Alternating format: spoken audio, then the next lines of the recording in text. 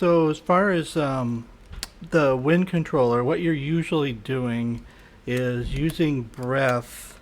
Um, it's basically both the velocity and it's also modulation control. Usually mapped to the filter frequency, but it could be other things too, like filter resonance or a lot of patches, like on the Moog one that I was playing a minute ago. I have it mapped to the frequency, and I have it mapped to the resonance in different degrees, and there's scaling involved. And because breath is such a dynamic source, there's really a lot that you can do in terms of the sound, in sculpting the attack, the body, the release, the volume, etc. Um, what I'm going to do is turn that off, and I'm going to jump into the live host on my streaming laptop. Hopefully, I don't blow it up.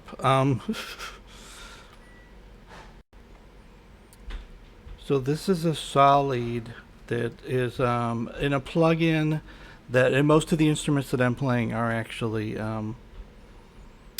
software based. Not all of them. I do have the IK Multimedia Uno synth over here that you can see on the one camera. So this plugin is specifically engineered for breath control, and what it does, it has a display where you can see the amount of breath and you can also see the pitch bend. So right now I'm using the pitch bend with the rocker switch on this controller, and that's what you see on the left going, down bend, up bend. And then when I'm applying vibrato with this mouthpiece, so these instruments have a sensor in the plastic reed thing, and you can do up bends with your embouchure, kind of like a saxophone player would, adding vibrato to the sound. So it's very effective when you're playing. As far as the breath information, you can see that on the you can see that on the other. You'll see it when I play.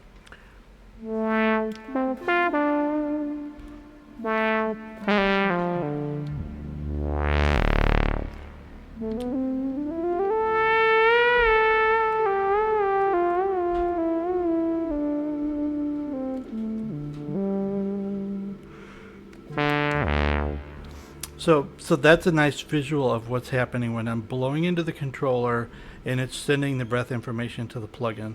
And again, this is just one way to map it. I mean, there's really an infinite amount of ways that you can do this because there's a lot of plugins where if you're sending a modulation source, you could basically map that to any different destinations. Sometimes, just about anything in the instrument all at the same time if you want. I mean, that would sound terrible, but it's just an example that you don't have to just only send it to the filter frequency. I mean, that is the most common thing that the wind controller players do, because by doing that, you're able to affect the timbre and the amplitude of the sound just by using the breath, which is similar to how a wind instrument works. So like the classic patch, I'll do it on the Uno synth here. I'm going to turn these other plugins off real quick because I have like two laptops going and I have the Uno synth. So I'm turning that off.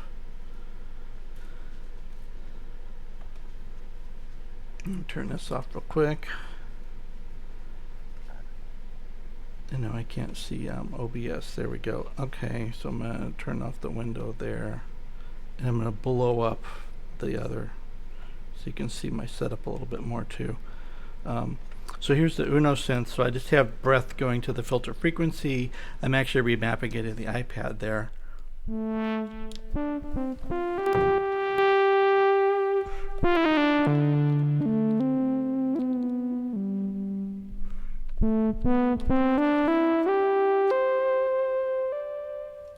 And then what's also happening, there's I'm talking about the rig when I really want to talk more about the sound design stuff, but I have a Boss multi-effects pedal, Boss ME50 on the floor, and I'm using that with my feet to add delay, or in some cases I'm using the volume pedal to just bring in the Uno synth because everything is like on all the time. So if you wanted to so the iPad is connected, it's live. I have the two instruments toggled off here. So if I have the Uno synth,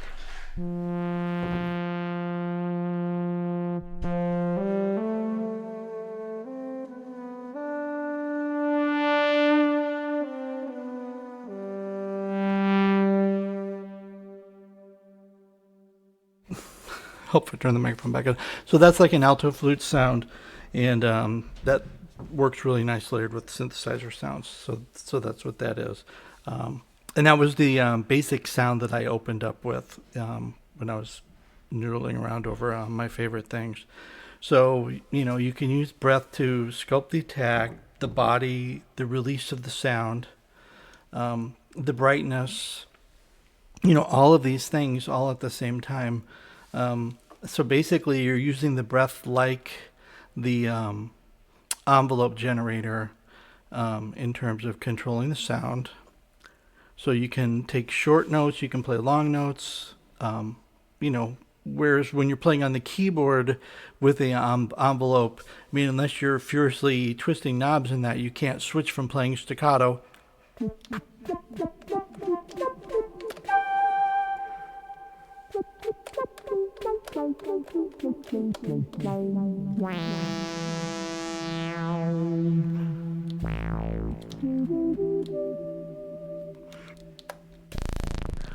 and this controller has a several octave range. It uses octave buttons to change. So it's similar to a saxophone, except it's extended, both in the upper range and the lower range. Saxophone will play about 2.5 octaves without going into altissimo and all that. And this controller can send notes over a 6 or 7 octave range, which is why you can do a lot of the crazy octave skips in that you hear when control players doing, especially in solo pieces. I think it's a real common thing that players do. Why breath is kind of, I said, magic or whatever. There's a couple specific things about it. I guess the first thing I'll say is it basically puts your DNA fingerprint into the sound of the synthesizer. And what I mean is no two people really use breath the same way. Even people playing the same controller and the same instruments and all that, and, you can definitely recognize individual players because everybody just uses breath and different things differently. It's sort of like guitar players and how they pick the note or whatever and the articulation things. You just don't the really good guitar players, you recognize them in a couple notes because there's just very specific articulation or whatever that identifies those players. I should probably put on my other camera so you can see my face. So that's just how that really works. It definitely is probably the most expressive means of kind of modulating the sound. I think that the challenge is you can use expression pedals and all that to send information, and I do that too. I have a foot switch also down here, but the challenge is that breath is so dynamic. You can have such extreme changes in the breath amount that if you had a knob or a slider and you were moving it that much that fast, you would basically it would freeze because you would burn up the control knob.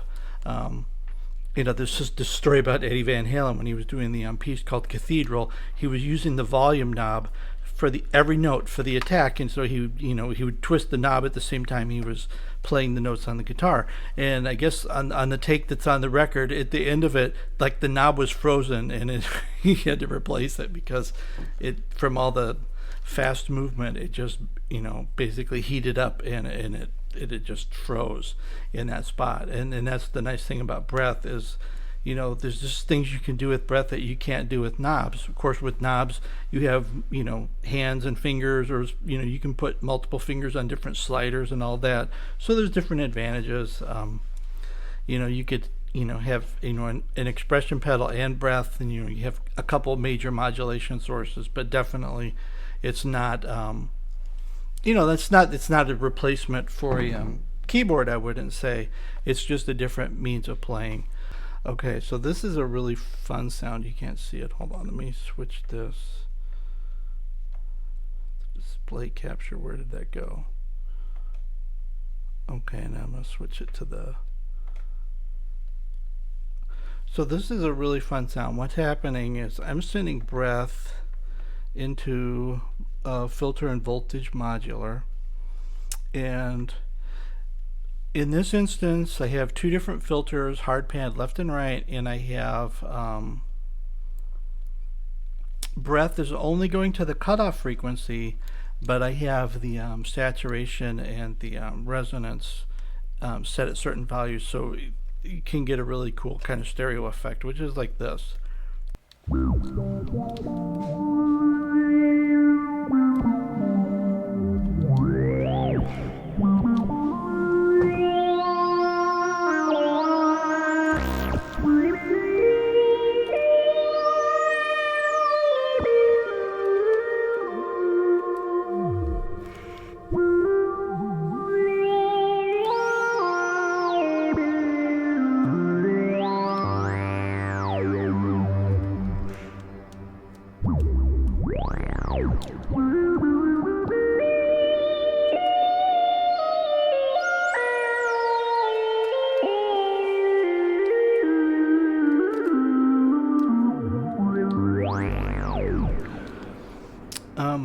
So that's a fun and kind of impressive sound. But there's a lot of different ways that I have these set up. So that's one that it's interesting because you have that stereo effect happening with the two filters. So I have a few minutes. If there's any questions about anything, I don't really know. I see people now. So I have... That's a great question that Act asked.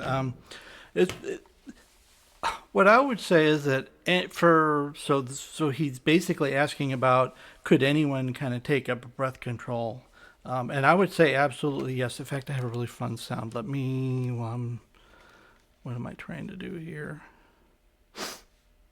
So this is a really fun one that speaks to this question. So, I mean, anybody who, I don't know, can blow into a tube could learn to use breath control. But the cool thing is you could take something like this.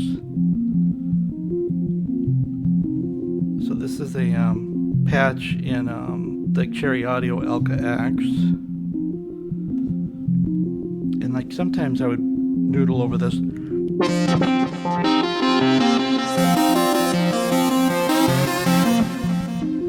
Except it gets like super loud because I'm opening the filter. So the sequence is playing with the filter basically closed. And then what happens if you're just blowing into the controller, so you could be just playing at a keyboard and you could have one of those like tech control breath controllers. It's not a wind instrument thing. It's just like a little box that has like a headset or whatever that you blow into a tube. And then you could be doing this.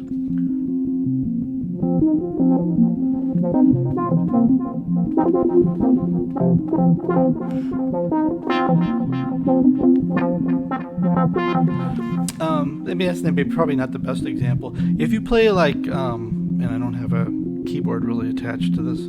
If you were playing chords, it almost sounds like a vocoder. I mean, I have a, and I'm gonna have to duck out in a minute here, but I have like a video that I did on my YouTube channel. That I think I called it the brocoder because I combined breath with vocoder. But what I was doing is I was playing like a pad sound and then using the wind controller just to send breath to open and close the filter, and it sounds so much like a vocoder because it's basically the same kind of effect. So that's and then the other thing that's interesting is doing all these layered sounds, and I didn't really get into this. So this is the sound that I use in a layer. Oh, I don't think this works on this laptop. I'm gonna switch laptops. I'll leave that up so you can see what it's doing. I'll just turn the volume down. So I'm gonna go back to my other laptop, and I have a lot of the same sounds on both machines. So this is something I was working with the other day. And then I guess I'll wrap up. Thanks, Jeremy. So this sound is this same Elka patch, and then I'm mixing it with the Cherry Audio 2600.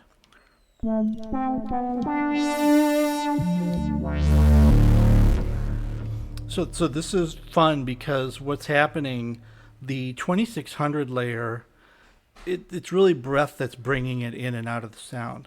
But the Elka etch patch, the way I have it set up, I have it still under poly. So what's happening is the attack. And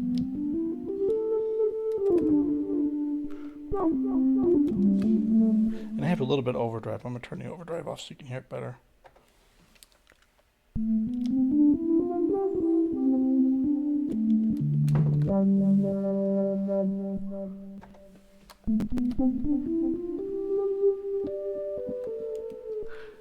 You're barely hearing any of the 2600. And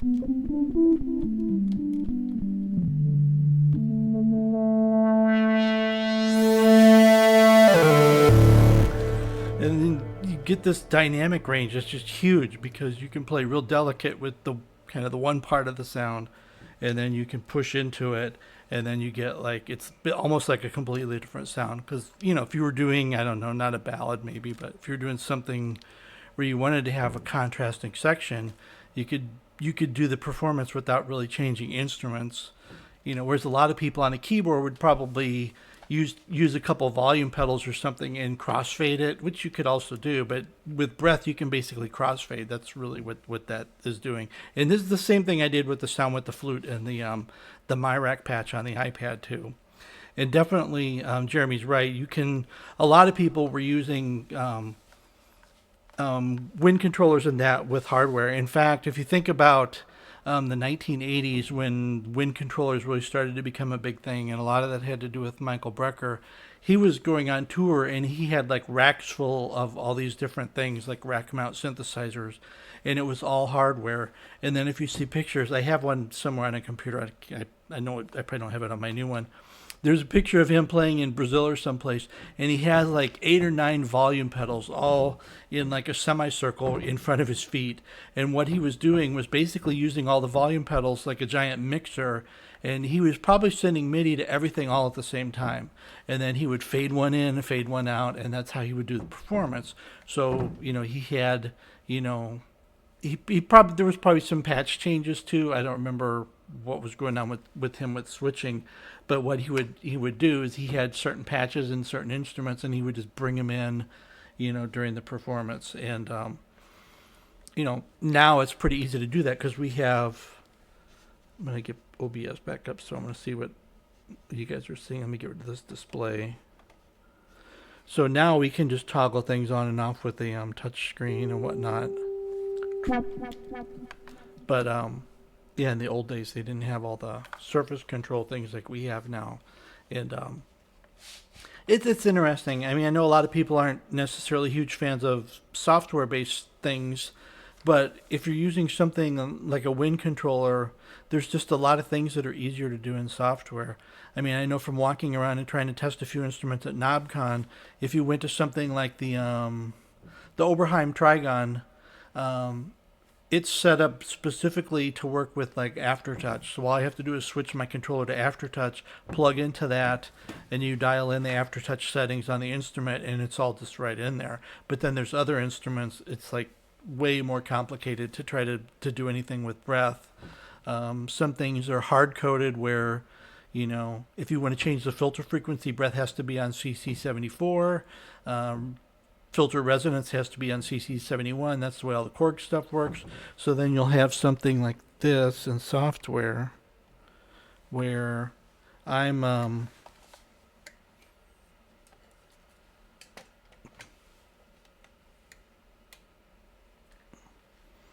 remapping the MIDI control. So on the left, that's what I'm doing for the Korg Odyssey plugin. Oops, I just closed it. Anyway, I'll just show you the other one. And then for the Uno synth, here's where I'm actually remapping and scaling. So can I get it in the frame? Let's see. So what I'm doing is I'm scaling the breath control so it's not quite so wide, And I also I don't quite start it at 0 because a lot of times it helps get more definition on the attack if the breath control starts at 10 or something rather than 0. And then you're also remapping it from continuous control number 2 to continuous control 20. And that's why I'm always connecting the Uno synth to the iPad, because it just works really easy that way. But that's basically how my setup works. I mean, with all these different plugins, like I had the Cherry Audio one up on the screen before. If you go into the MIDI control panel, in those instruments, they all have like a minimum maximum range for anything that you have breath control mapped.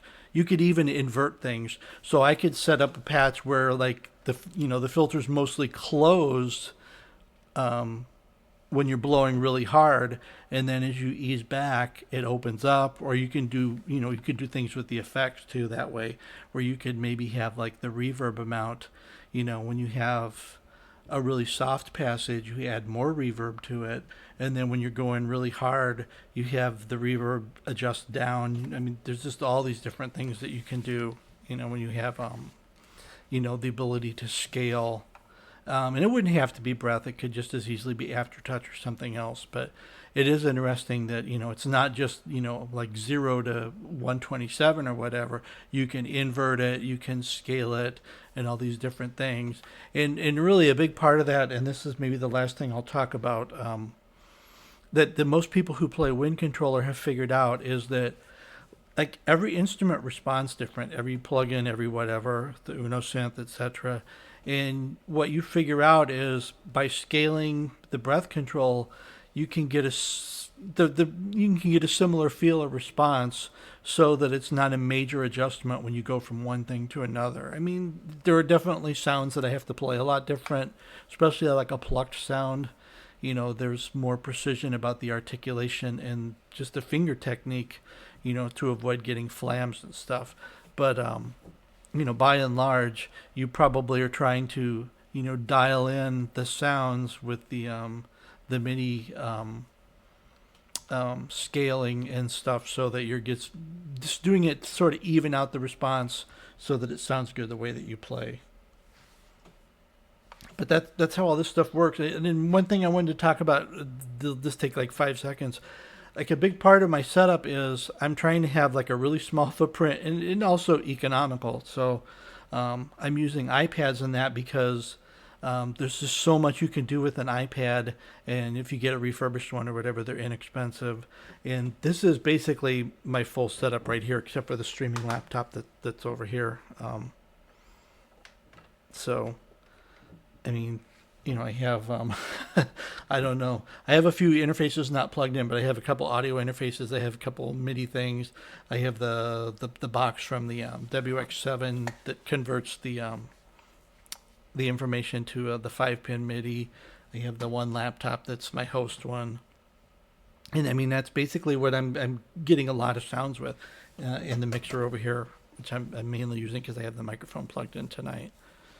So it's a pretty compact setup. I mean, I could, I could just about, load enough stuff to play a gig in a bag if I wanted. In that case, I would probably use the iPad and the Uno synth, though. I probably wouldn't mess around with the laptop. I mean, the most portable setup would be these two things. So as far as my setup, I'm just completely off track what I was trying to do, not being able to see the chat. So my setup, the simple explanation is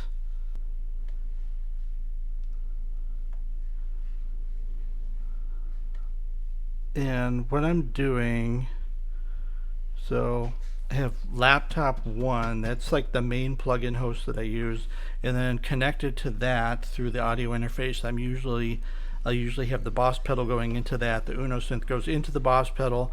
The iPad goes into the Boss pedal. That's when I'm not using the mixer. And then the output from laptop number 1 goes into the second laptop, which is the one that's running OBS and running this stream. So that's what's happening with those. And then I also have where you can see the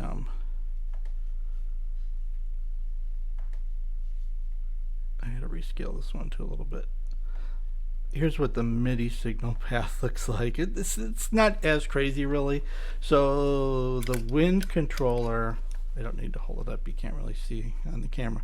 So the wind controller is sending a signal into a MIDI through box that, actually I'm going to make that smaller.